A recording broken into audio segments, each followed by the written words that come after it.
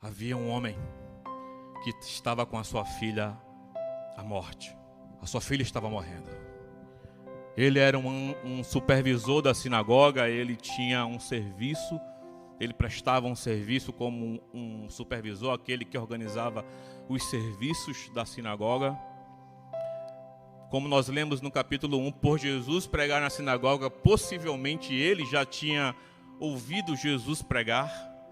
Ele já tinha sabido que Jesus curara um homem da mão atrofiada, que Jesus tinha expulsado demônios. Então a fama de Jesus estava percorrendo toda a Galileia. Jesus já tinha vindo da Judeia, a fama de Jesus estava sendo estabelecida. E este homem, quebrando alguns protocolos religiosos, ele vai até Jesus. É o texto que nós lemos, no versículo 21.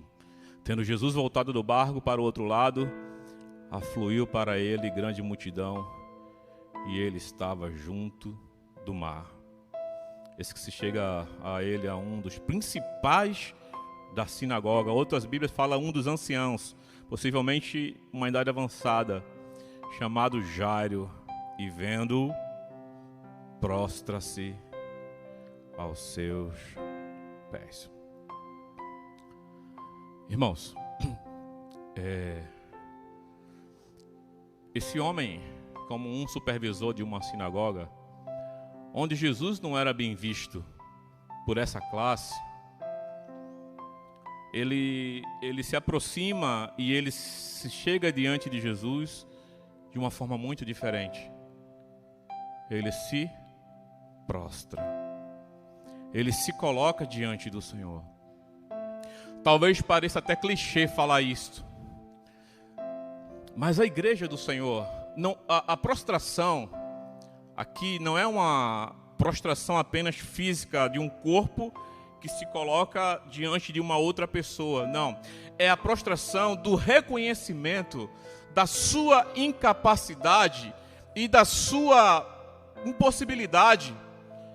Mesmo que ele, como um oficial, como um supervisor da sinagoga, que não aceitava Jesus, ele vai até o Senhor e ele se coloca diante do Senhor. Mas ele se chega como? Prostrado aos pés de Jesus. Ele se coloca diante do Senhor e coloca a sua súplica: a minha filha está à morte. A ideia literal aqui é: a minha filha está no fim, não tem mais jeito, eu preciso que o Senhor vá até a minha filha, porque ela vai morrer. Não é que ela está à beira da morte ou ela pode morrer. A ideia literal aqui é que ela vai morrer, e eu preciso que o Senhor vá até ela. E o versículo 24 eu destaco: e Jesus foi com ele. Observe esse versículo 24. Dê uma olhada na sua Bíblia. Parece que não tem nada nesse versículo. E Jesus foi com ele. Jesus poderia não ir com ele. Jesus poderia liberar uma palavra, como fez com o servo do centurião. Jesus poderia ter se negado. Mas quando Jesus se dispõe a ir com ele, quando Jesus se coloca a ir com ele, é um ato de graça extraordinário.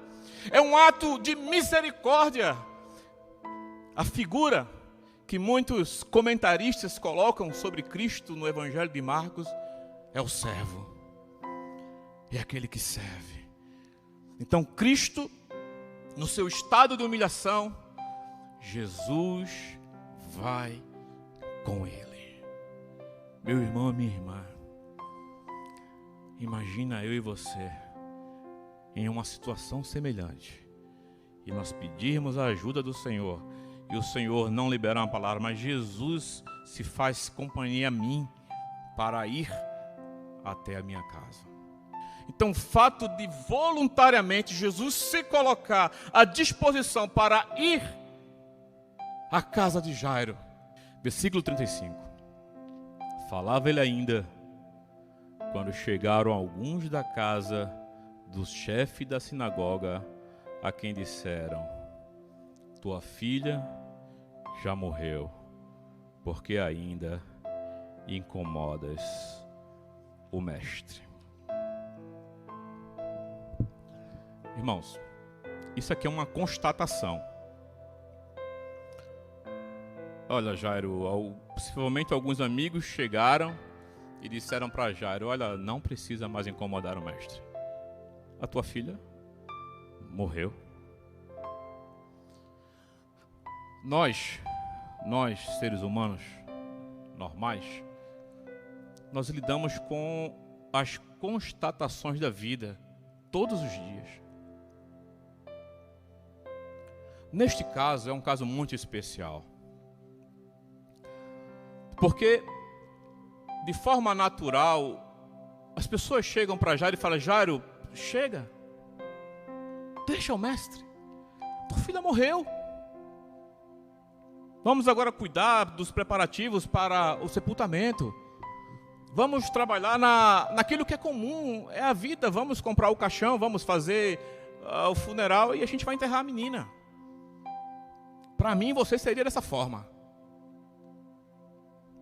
No entanto, eu insisto no versículo 24, porque quando Jesus vai com ele, é porque Jesus quer cumprir o propósito do que ele se dispôs a fazer. E quando Jesus se dispôs a fazer o que ele propôs, da própria vontade dele, que é chegar na casa de Jairo, nem a morte pode impedir a vontade do Senhor. Porque Jesus está indo com ele. Aqui é um processo de transição. Jesus está caminhando para a casa de Jairo e chega uma palavra de constatação. E as constatações fazem parte da vida do ser humano todos os dias. As constatações, elas são reais e nós não podemos negá-las. Mas nós podemos fazer uma coisa diante das constatações da vida. Quando nós somos constatados, quando nós somos sentenciados e quando a impossibilidade, a mais absurda, ela nos alcance. Quando o diagnóstico médico dá positivo, quando nós somos sentenciados, nós podemos ainda colocar diante do Senhor, esperar o que Ele tem a dizer. Nós podemos ainda colocar isso diante do Senhor e buscar uma resposta de Deus. Nós não podemos ser tão naturais, porque observe o que Jesus faz. Versículo 36.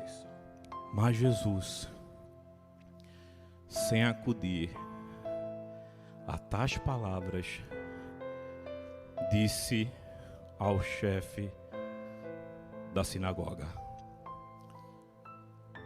não temas, crê somente. Jesus fala duas coisas para o chefe da sinagoga. A primeira: não temas. O medo também faz parte da nossa vida. O medo, ele nos acompanha diariamente. Medo de ficar rico, de ficar pobre, de perder, de ganhar, de fazer, de ser, de estar, de ir, de voltar, de subir, de descer. Somos pessoas esquisitas, cheios de temores, eu costumo chamar de lobisomens na mente. Os lobisomens gritam na nossa mente nos horários mais loucos e nos leva a situações mais complexas e a gente muitas vezes não sabe diagnosticar. Por mais que se tenha uma explicação e às vezes se identifique por profissionais, por pessoas competentes e te coloque medicamentos e muitas vezes não resolve. Mas o medo faz parte da nossa história, da nossa vida, do nosso estado clínico. O medo faz parte da nossa condição humana. O medo nos acompanha. Mas num caso de constatação e de impossibilidade, Jesus vai acudir, Jesus vai socorrer o Jairo e vai dizer: Jairo, não temas. o cuidado emocional. Observe que a palavra é não temas. Jesus foi muito objetivo, foi muito meticuloso em socorrer as emoções, o estado emocional. Quantos de nós sofremos emocionalmente, irmãos? Quantos de nós somos vítimas de situações que nós estamos vivendo, passamos e vamos passar? Quantos de nós não podemos ouvir uma palavra? Quantos de nós, por questões que nós nem muitas vezes sabemos de onde vem, quantos de nós choram à noite? Porque o medo, ele nos subjuga. Davi diz no Salmo 27:1: Senhor é minha luz e a minha salvação, a quem temerei? O Senhor é a fortaleza da minha vida, de quem me recearei? Não temas. O fato de não temer não é resultado, o fato de não temer não é a certeza de que o resultado da nossa vida vai ser o que a gente quer. Aí seria uma loucura falar isso para vocês. O fato de não temer é continuar naquilo que Jesus diz: crer somente. Continuar crendo. Jesus, ele orienta o Jairo a apenas continuar crendo. Não precisa subir escadaria de joelhos, não precisa dar dinheiro para a igreja, não precisa dar oferta para pastor te ungir, não precisa sair do Recife para São Paulo para escutar tal pregador, não precisa fazer nada disso.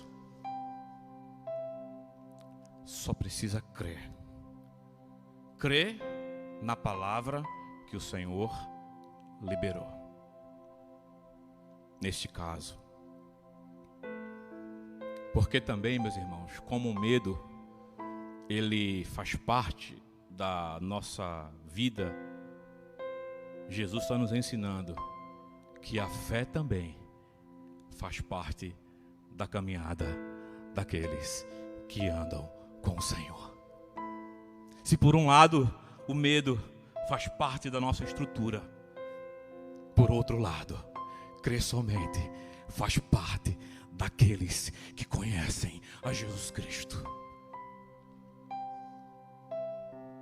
E quem vai prevalecer? Aquele a quem você se humilhar. Como é que Jairo chega diante de Jesus? Prostrado. Um oficial, um supervisor, aos pés de Cristo. Podemos ter histórias diferentes e temos, realidades diferentes e temos, mas todos nós, independentemente das conquistas e situações, nós devemos estar aos pés do Senhor. A arrogância de muitos é não chegar diante do Senhor como Ele é digno. É não chegar diante dEle com os seus joelhos quebrantados, o seu coração quebrado. Tiago vai dizer: rasgai, chegai-vos a Deus, e Ele se chegará a vós outros.